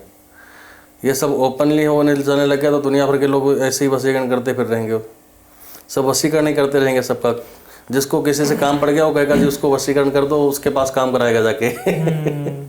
एक केस गुरुजी अभी इस पिछले महीने हमारे मंडी जो ज़िला है हमारा, उसमें केस ऐसा आया था कि कोई साधु बाबा आए थे जिन्होंने, हालांकि ये केस कोर्ट मतलब पुलिस स्टेशन में दर्ज हुई है FIR इसकी, और उनका बाकायदा इंटरव्यू भी हुआ है। तो उन्होंने ये कहा कि कोई साधु बाबा मेरे घर आए थे और उन्होंने मतलब बिठाया, कुछ खिलाया उनको या किसी भी तरह की कुछ प्रक्रिया की, और उनसे 10 लाख या 5 लाख के करीब पैसे की मांग की, और उन्होंने दे भी दिए। मोहित होकर कहते कि दे दिए मैंने, और मुझे बाद में सब पता लगा कि ये क्या हो गया। ऐसा क्या हो सकता? ये वशीकरण नहीं है, ये सम्मोहन होता है। सम्मोहन, इसको कहते हैं सम्मोहन, मोहित करने के। आपको कुछ क्षण के लिए मोहित कर देता है आदमी, कि आप जो कहते हैं उस चीज़ में पड़ जाता है। वो 10-15 मिनट का खेल होता है, आधा घंटा ज़्यादा खेल होता है, उसमें जो करना कर जाता है अगला। लेकिन ये चीज़ें भी उसी पर ज़्यादा काम करती हैं जो कहीं किसी देवी देवता के साथ प्रॉपर किसी एक अपने इष्ट के साथ ना जुड़ा हुआ हो, उस पर ज़्यादा असर कर जाती हैं। जो इंसान अपने इष्ट का डेली कम से कम 108 बार नाम जपता है, उस पर कोई सम्मोहन इतना जल्दी नहीं चलता है, क्योंकि आपके लिए अच्छा करने वाले तो बैठे हैं ना। परमात्मा से बड़ा तो कुछ भी नहीं है। आपके इष्ट से बड़ा कौन होगा? मैं माँ बगलामुखी माता को बोलता हूँ, तो माँ बगलामुखी माता से बड़ा क्या है? क्या तंत्र विद्या है बताओ? काली माता का स्थान भी यहाँ, काली माता जो है तंत्र, जो ये 10 महाविद्याओं में प्रथम देवी है। जी जी। तो काली माता से बड़ी क्या तंत्र विद्या है? आजकल कुछ तांत्रिक सिद्धियों का गलत फायदा भी उठा रहे हैं। कुछ जैसे क्या है ना, तांत्रिक जो कुछ थोड़ी मोटी गलत फायदा क्या है, थोड़ी मोटी हमारे जो जनता है, कुछ जनता ही बहकावे में आ जाती है। थोड़ी मोटी आजकल वो बहुत चल रहा है, वो नींबू उड़ाने वाला हवा में, है ना। वो उसी नींबू को उड़ा करके लोगों ने बना लिया कि हाँ भाई ये बहुत बड़े तांत्रिक हैं, और ये तो नींबू हवा में उड़ा दिया। लेकिन होता कुछ नहीं है, एक भी एक विद्या है, ठीक है, तो हासिल किया उन्होंने भी, साधना ही है, विद्या से लेने से हासिल होता है। नहीं तो नींबू उड़ाने के लिए हर कोई थोड़ी नींबू उड़ा देगा। लेकिन इन चीज़ों को दिखा के कई लोग तो इधर उधर पैसे ठग लेते हैं लोगों से। कोई देवी देवता ये नहीं कहता कि आप पैसा देके जाओ तब मैं आपका काम करूँगा। आप माता के दरबार में गए, माता से हाथ जोड़कर प्रार्थना की कि हे माँ, मैं इस चीज़ से बहुत दुखी हूँ, मेरा एक कष्ट निवारो माँ। आप माँ से अरदास कर रहे हो ना अपने। आप 11 रुपये का प्रसाद मान लो, माता मैं प्रसाद चढ़ा के जा रहा हूँ आपको सवेरे, मेरे माँ ये कर दीजिए। तो कहीं ना कहीं प्रसाद, माता को कुछ खिला रहे हो, प्रसाद खिला रहे हो ना, पैसा थोड़ी मांग रही है माता कि आप 2 लाख दे जाओ, 5 लाख दे जाओ, 10 लाख दे जाओ। माता को हम माता को देने वाले कौन है? हम तो उनके सामने हाथ फैलाते हैं। हमारी क्या औकात है माता से जो है माता कुछ दे सकें? हम तो माता से खुद मांगते हैं। बिल्कुल सही। तो देवी देवता कभी पैसा नहीं मांगते हैं, तो चलो जो करने वाला जो बैठा हुआ है दरबार में वो जो बेशक जो कहते देव परमात्मा को हम थोड़ी। और कुछ आजकल क्या है, भगवा पहन करके तो चोर भी घूमने लग गए हैं। भगवा पहन के तो रोड पे भी घूम रहे हैं लोग। हमें कैसे पहचानना चाहिए कि अगर भगवा पहनने वाला सच में कोई संत है या फिर वो नकली है? तो अगर ऐसे क्या है ना, इस चीज़ को थोड़ा सा अगर हम लोगों में क्या है कि जैसे पीछे एक वीडियो आई थी मेरे पास, देखी मैंने, कोई मुसलमान था चांद खान, शायद आपने भी देखी हो। देखिए मैंने फेसबुक पर आई थिंक मैंने देखी। चांद खान है खान और भगवा पहन के भीख मांग रहा है। बदनाम कौन हो रहा है? सनातन बदनाम हो रहा है। पहले तो रोड पे जितने भिखारी हैं, जितने भीख मांगने वाले हैं, पहले तो इन सब की जांच करनी चाहिए कि कहाँ से आए हैं, कौन है, क्या है। कुछ तो बांग्लादेशी जो है ये मुसलमान आकर भीख मांग रहे हैं यहाँ पे। बांग्लादेशियों ने बड़ा गंदरा रखा है, चोला पहन के साधुओं को बदनाम कर रहे हैं। कुछ देखने का भी कुछ होगा उसका कि हम बिना बात के अगर देख भी रहे हैं तो क्या देखने से हम पता नहीं लगा सकते कि या सच में वो संत है या फिर वो? देखो, वस्त्र पहने हुए को आप कैसे पहचान सकते हो? जिसने वस्त्र ही पहन लिए आप कैसे पहचानोगे कि हाँ भी साधु है कि असली है कि नकली है? वो तो उससे जब आप पूछोगे, कुछ ज्ञान लोगे तभी पता लगेगा ना। आज कई बार ऐसा होता है कि भगवा पहना और ऊपर से लेदर की जैकेट भी पहनी है। बस वही है ना। लेदर क्या हो गया? चमड़ा हो गया। चमड़ा थोड़ी साधु को लौटा पहनना। ये संसार है, यहाँ हर तरह के लोग हैं। बाकी जहाँ पाप है वहाँ पुण्य भी है, जहाँ पुण्य वहाँ पाप भी है। लेकिन कहीं ना कहीं पुण्य का जो पड़ला है वो भारी है, तभी धरती बची हुई है। जी जी जी। आपने कभी जैसे एंटिटीज़ पर आप विश्वास रखते हैं? जैसे हमने काफ़ी पॉडकास्ट में भी बात की है, डायन, चुड़ैल, ब्रह्म राक्षस। एक 1.5 फुटिया एक नई चीज़ निकली है आजकल। 1.5 फुटिया नहीं होता है वो आज नई नहीं निकली है, पुराने से ही है। हाँ, बातें आजकल चली है उसके बारे में कि कहते हैं वो करोड़ों का बिकता है और बिजनेसमैन उसे लेते हैं और वो काम फटाफट करता है, पैसे की बरसात करता है। क्या है ये 1.5 फुटिया? अरे कुछ नहीं, ये पैसों की बरसात वाली बातें सिर्फ सुनने में आती है, करने में आज तक मैंने भी नहीं देखा। अच्छा। कुछ वो करते हैं कि ये अपना वो फल ये लिया, उसको उससे करोड़ों की बरसात होती है, अग्नि जलाएंगे, वो करेंगे, लेकिन आज तक कोई होते नहीं देखा है मैंने भी। क्योंकि ये विद्याएं होती हैं, लेकिन विद्याओं का असली ज्ञाता नहीं है ना। ऐसा नहीं है, विद्याएं हैं, विद्याओं के जानकार असली नहीं है। 1.5 फुटिया एक एंटिटी है मतलब? हाँ हाँ है। बाकी जो ये डायन चुड़ैल वाली जो बात है उसको मैं सच मान सकता हूँ, क्योंकि जब मैं पढ़ता था तो मेरे साथ बीती हुई है। क्या बात है? जब मैं पढ़ता था तो मैं मथुरा पढ़ता था, वृंदावन में। जी जी जी। तो मैं पंजाब आया था। हाँ जी। लुधियाना जा रहा था मैं। जी। तो लुधियाना से वापसी आते हुए हमारी गाड़ी में बैठे थे। एक्चुअली हम लोग भोजन करने के लिए होटल में रुके। जी जी। तो होटल वालों ने बोल दिया कि यहाँ खाना नहीं है। अच्छा। तो जब होटल से बाहर निकले तो कोई था वहाँ पे, तो हमने तो एक इंसानी तौर पे मदद करने के लिए सोचा कि चलो बैठा लेते हैं, क्योंकि उस टाइम इतनी नहीं नॉलेज होती थी, उम्र भी कम थी। तो लेकिन मैं उस टाइम बालाजी की पूजा करता था। बालाजी की अभी भी करता हूँ, ऐसा नहीं, लेकिन बालाजी को मानता बहुत था मैं। जी जी जी। तो जब मैं वहाँ से वहाँ निकला तो वो खड़े देख करके हम लोगों ने, उन्होंने जो मेरे साथ थे उन्होंने उसको पूछ लिया कि बेटा आपने कहाँ जाना है? तो उसने पता नहीं कोई गुरु घर बताया था, एड्रेस में मेरे याद नहीं है। लेडी थी या मेल? लेडीज थी। ओके। कि बेटा कहाँ जाना है आपको? क्या होता है ना, अगर गलत माइंड में इंसान चले तब तो वो रगड़ देती है। ये चीज़ मैंने उस चीज़ से समझा।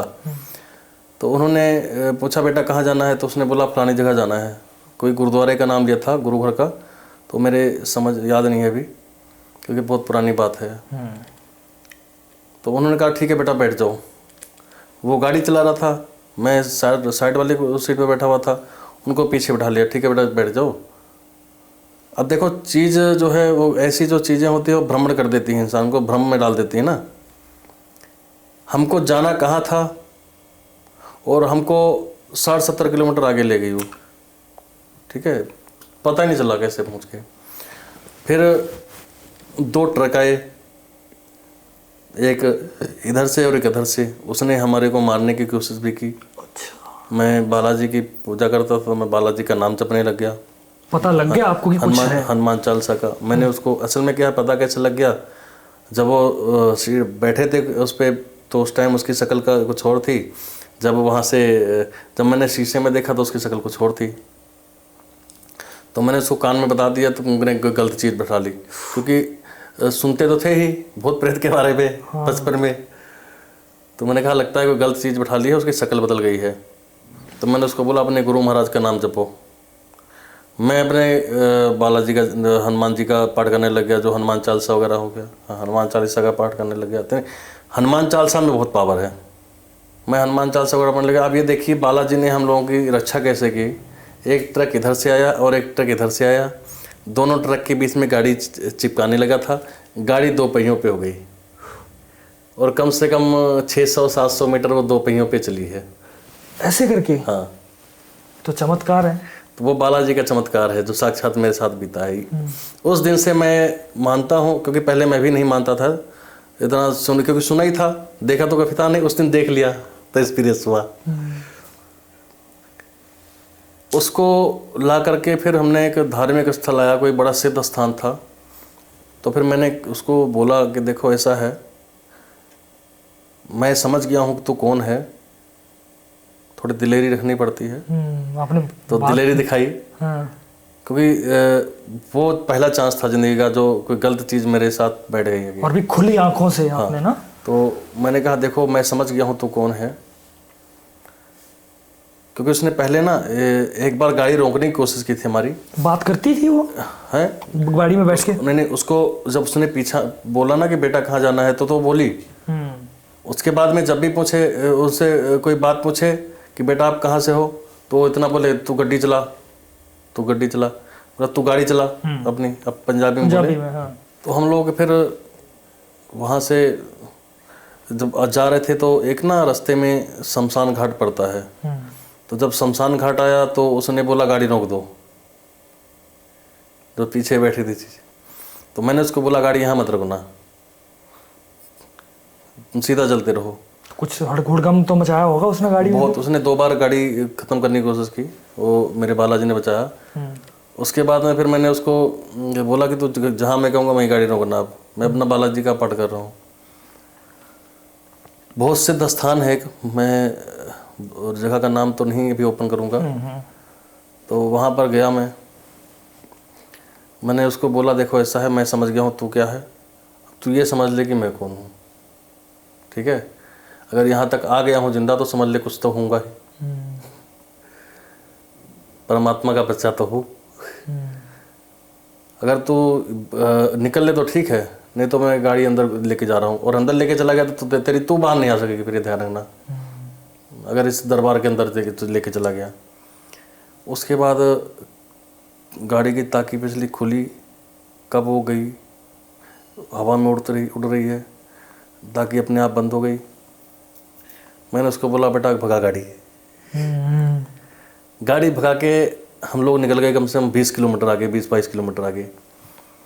कहते हैं ना कि जो नेगेटिव चीज़ है ना वो आपको जल्दी कवर करती है, वो जल्दी आपको अपनी तरफ खींचेगी। पॉजिटिव चीज़ थोड़ी लेट खींचेगी, क्योंकि पॉजिटिविटी की तरफ इंसान थोड़ा लेट जाता है, लेकिन नेगेटिविटी की तरफ ज़्यादा भागता है। बिल्कुल बिल्कुल। तो वो मेरी ज़िंदगी का पहला एक्सपीरियंस भी था कि 20-22 किलोमीटर आगे जाने के बाद में जो मेरे साथ गाड़ी चला रहा था कहता कि बाबा जी एक बार देख के आए, क्या है वो कहाँ गई वो। 22 किलोमीटर वापस जाके हम फिर आए उस रोड पे उसको देखने के लिए। अच्छा, फिर वापस आए? हाँ, उसको देखने के लिए। क्या बात है। फिर मैंने उसको बोला कि तो गाड़ी ले चल, कोई बात नहीं, देख लेते हैं, तेरा शायद देख लेते हैं, मेरा भी देख लो, मेरी भी सोच देख लो ना, दिमाग मेरा भी काम नहीं किया। हम लोग गए, हमारे आगे से ये रात, उस टाइम सुबह हो गई मेरे ख्याल से 2:30-3 बज गए होंगे सुबह के।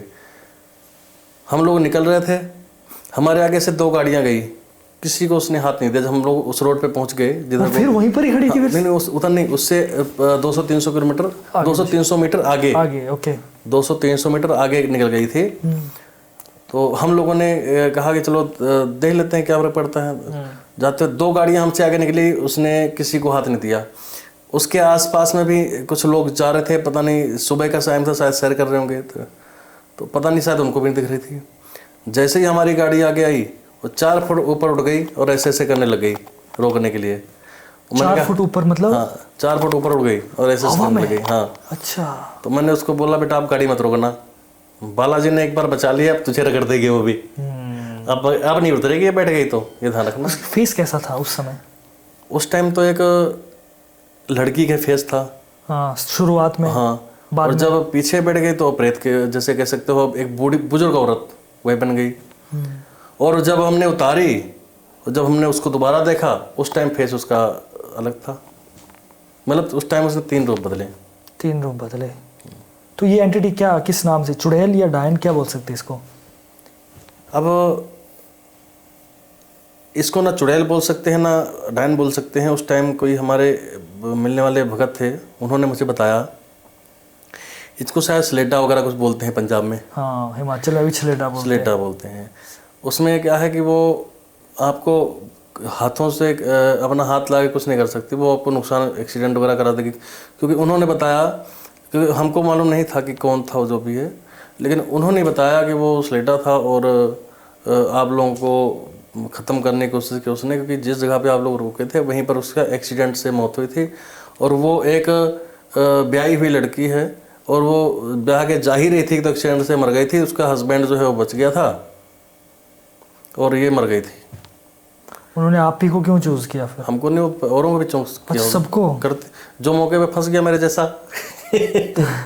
तो किसी के मरने से उसे क्या फायदा? उसको नुकसान भी क्या है?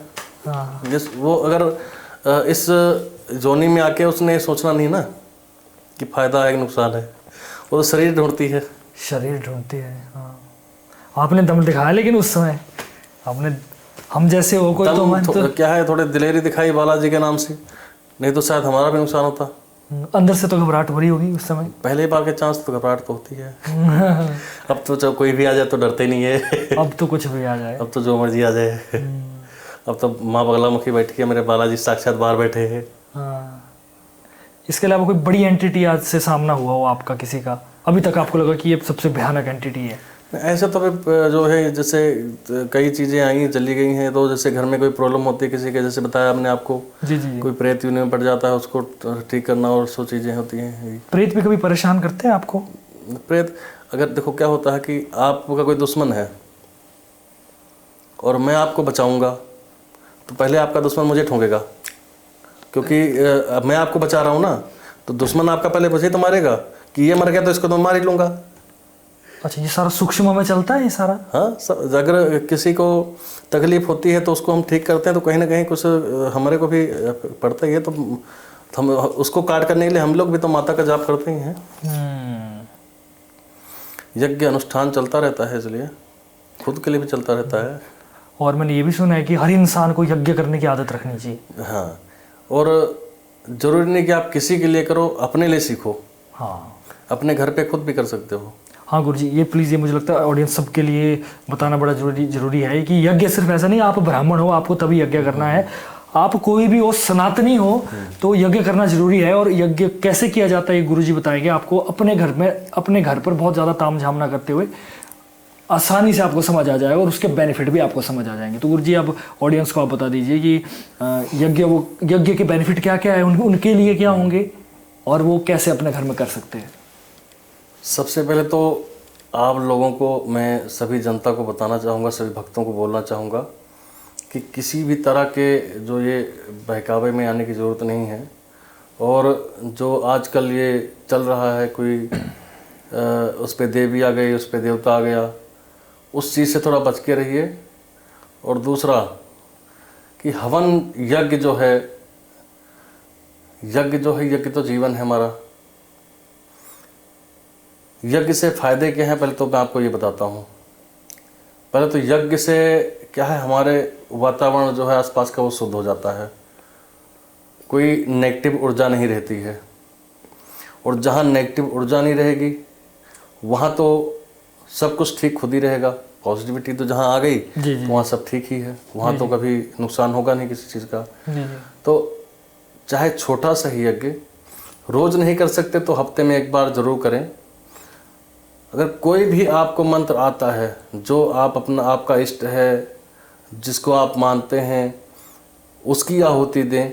गणपति भगवान की आहुति देना शुरू करें पहले, उसके बाद में आप अपने इष्ट की आहुति दें। सभी देवी देवताओं को जिसको आप मानते हैं उसकी आहुति दें।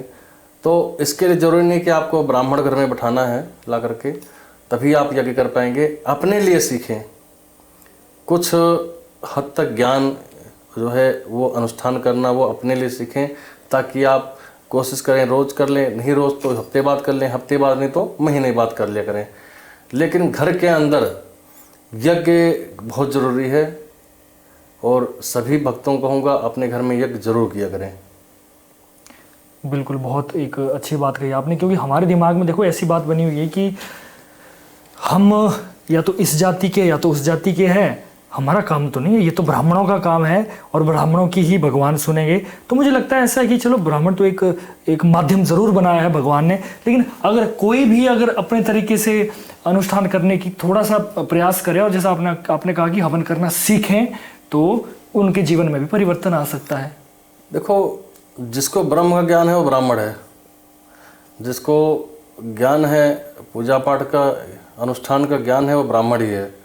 तो ऐसा नहीं कि हाँ भी आप इस जात के या उस जात के हैं। जात पात पे विश्वास न करें, आप अपने सनातन धर्म पे विश्वास करें। बिल्कुल। और एक सनातनी होने का फर्ज निभाएं, और घर में पूजा पाठ अनुष्ठान यज्ञ जरूर करें। और एक मैं बात और करना चाहूँगा, हर एक इंसान पेड़ पौधा जरूर लगाया करे।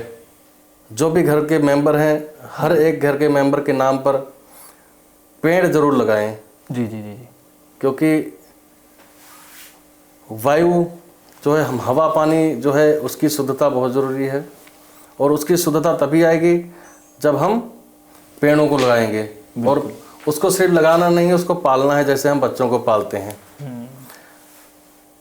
जितने घर के मेंबर हैं सभी के नाम का एक एक पौधा जरूर लगाया जाए, यही मैं आप लोगों से कहूँगा।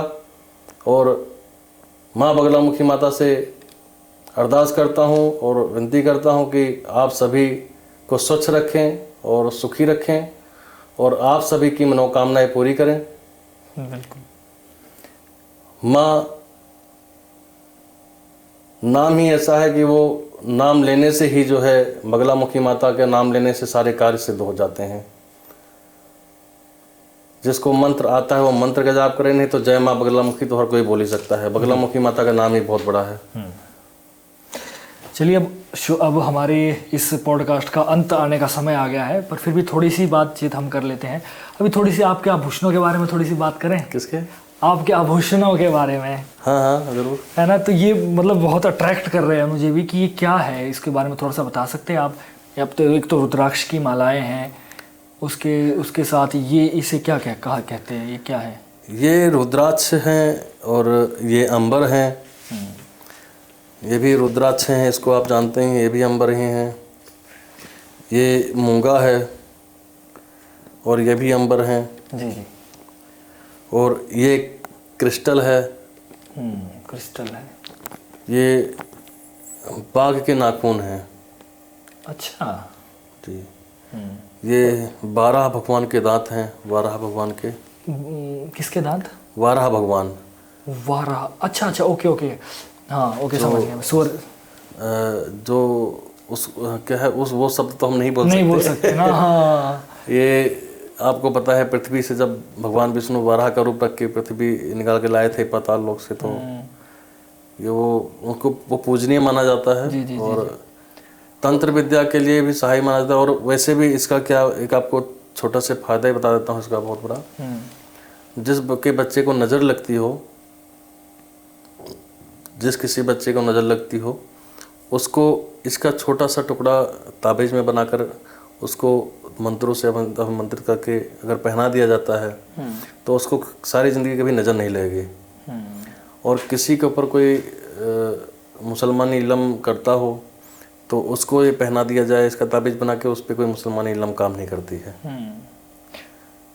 हनुमान जी के एक रूप में भी तो 12 भगवान का एक रूप बनता है, पंचमुखी में भी एक रूप पंचमुखी में भी 12 भगवान का रूप आता है ना। तो हमारे लिए बहुत पूजनीय है। और ये ऐसे नहीं पहना जाता, इसको पहले पूजा करते हैं और इसको हर नवरात्रों में इसकी जाप होता है। इसका अलग से एक मंत्र होता है, दंत मंत्र जो है, दांतों का मंत्र है, उसका अलग से मंत्र है सिद्ध करने के लिए। वो पढ़ के 1.25 लाख मंत्रों का जाप किया जाता है, फिर इसका अभिषेक किया जाता है, फिर उसके बाद डाला जाता है। ये बेसिकली एक सेफ्टी के लिए आप रखते हैं सारी चीज़ों को, और रुद्राक्ष भी एनर्जी देते हैं ना। बिल्कुल। तो गुरुजी अब मुझे लगता है कि अंत करने का समय आ गया है। बहुत बातें हुई, माता के बारे में बातें हुई, तंत्र के बारे में बातें हुई, और आपने स्टोरी सुनाई, एक अपना पर्सनल एक्सपीरियंस बताया, बहुत मज़ा आया और साथ ही साथ ज्ञान भी बहुत ज़्यादा मिला। और मुझे लगता है हमारी ऑडियंस के दिमाग में भी कुछ ऐसे मिथ रहे होंगे जो कि आज क्लियर हो गए होंगे। बहुत बहुत धन्यवाद आपका, आप हमारे लिए अपने समय दिया आज के लिए। और अंत में आपकी तरफ से कुछ आखिरी मैसेज आप देना चाहते हैं ऑडियंस के लिए, साधना से रिलेटेड, या कुछ भी आप कहना चाहते हो? बस मैं भक्तों को यही बोलना चाहूँगा कि जो मैंने पहले भी बोला है कि यज्ञ ही हमारा जीवन है। यज्ञ जरूर किया जाए, क्योंकि यज्ञ से वातावरण शुद्ध होता है और जो नकारात्मक ऊर्जा है वो ख़त्म होती है। और दूसरा, पौधा, ये पौधा जरूर लगाया जाए अपने घर में। ये आज के समय में इसकी बहुत ज़्यादा ज़रूरत है हमारे देश को, क्योंकि पेड़ काटा जा रहा है, लगाया नहीं जा रहा है। लगाने वाले जो कुछ भक्त लोग लगा भी रहे हैं, लेकिन फिर भी हर कोई इंसान अपने घर से जितने भी मेंबर हैं सबके नाम का एक एक पौधा जरूर लगाएं। और माता आप लोगों की मनोकामनाएं पूरी करे। माँ से अरदास करेंगे आप सभी सुखी रहें, सभी की रक्षा करें माता, और कारोबार में वृद्धि दे, सुख शांति प्रदान करे। यही मैं कहना चाहूँगा लास्ट में आपको। मेरी तरफ से आप सभी को जय माता बगलामुखी, जय माँ काली। जय माता दी। अगर कोई मंदिर आना चाहता है तो कुराली में ये माता बगलामुखी का मंदिर है, आइए दर्शन कीजिए, सबको आशीर्वाद मिलेगा। और मैं भी आया था तो मुझे बहुत अच्छा लगा आज आकर। तो दोस्तों, अगर आज की वीडियो आपको अच्छी लगी तो कमेंट ज़रूर करें, और कमेंट में अपने इष्ट देव कुल देव की जय जयकारा लगाना ना भूलें, क्योंकि जितना नाम हम लेते हैं उतनी ऊर्जा हम में भरती जाती है। और इस वीडियो को लाइक शेयर ज़रूर करें और कमेंट ज़रूर कर दें। अगर कुछ सवाल आपको लगता है कि आप पूछना चाहते हो, या मैं शायद कुछ सवाल वो स्किप कर गया, या आपके माइंड के मैं सवाल पूछ नहीं पाया, तो आप उसको कमेंट कर दीजिए। अगली बार गुरुजी इसके पास आएंगे तो हम उन सवालों को भी आप पूछेंगे, और आपके जो भी मिथ है वो उनको भी हम क्लियर करेंगे। तो दोस्तों, ये है द नीतिश राजपूत शो, और मैं हूँ आपका होस्ट नीतिश राजपूत। ऐसे रोचक और ज्ञान देने वाली पॉडकास्टें आपके सामने आती रहेंगी। लाइक करें वीडियो को, शेयर ज़रूर करें।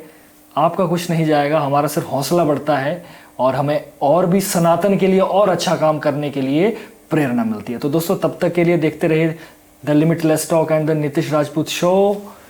जय भोलेनाथ। तो गाइस, मार्केट में आपने बहुत सारी ऐसी चीजें देखी होगी, जैसे कोई माला, ब्रेसलेट या किसी भी तरीके का सुरक्षा कवच जो ये कहेंगे कि आपको ये काले जादू से, बुरी नजर से या तंत्र विद्या से बचाएगा वगैरह वगैरह। लेकिन किसी चीज को बिना प्राण प्रतिष्ठित किए, बिना एनर्जाइज किए, वो मात्र एक शो पीस है और एक फैशन तक ही वो सीमित है। इसलिए हम आपके लिए लेकर आए हैं 100% ओरिजिनल रुद्राक्ष के प्रोडक्ट्स, जो कि हमने खुद महादेव के मंदिर में, शिवलिंग में प्रतिष्ठित किए हैं और उनको एनर्जाइज किया गया है, जो कि आपको किसी भी तरीके की बुरी नजर, काला जादू या तंत्र विद्या से आपकी रक्षा करेगा और आपके अंदर बहुत सारी पॉजिटिविटी लाएगा। तो गाइस, इसमें बहुत सारे हमारे प्रोडक्ट्स हैं, जैसे तरह तरह की मालाएं हैं जो कि आप जाप भी कर सकते हो और उनको पहन भी सकते हो। इसके अलावा नज़र सुरक्षा के लिए ये प्रोडक्ट्स है जो कि आपको बुरी नज़र से बचाएंगे, और इसके साथ ही ब्रेसलेट्स है। तो गाइस, अगर आप लेना चाहते हो हमारे प्रोडक्ट तो हमारे वीडियो के डिस्क्रिप्शन में जाइए, वहां पर हमारी इंस्टाग्राम आईडी होगी, वहां पर आप प्रोडक्ट चूज कर लीजिए और अच्छा लगे तो जरूर लीजिए। तो तब तक के लिए देखते रहिए द लिमिटलेस टॉक। जय भोलेनाथ।